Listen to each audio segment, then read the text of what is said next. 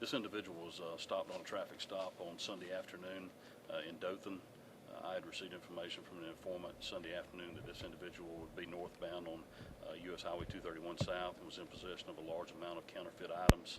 When the individual got stopped, we did see a large amount of items in the van. He was arrested. We have 4 felony counts on him at this time for possession of these counterfeit items. We had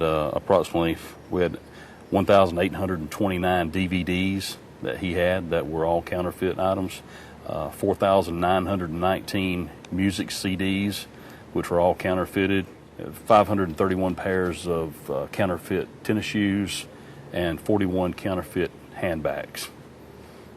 So, like I said, currently we have 4 charges on this individual. Each on the DVD cases, according to the law in Alabama, for every 7 DVDs you have, counterfeit movies, that's a separate felony charge. On the CDs, on the music CDs, every 100 CDs you have is a separate felony charge.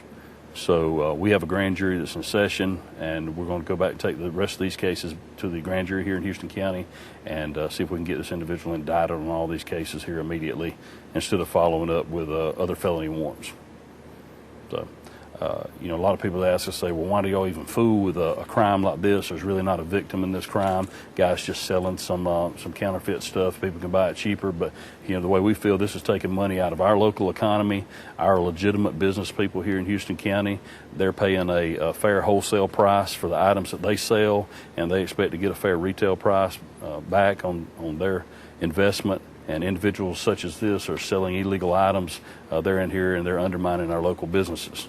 And if we're going to have money spent locally here, then we want local businesses to be making that money.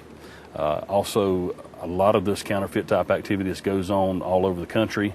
This individual's from West Africa, and this is it's an Islamic country.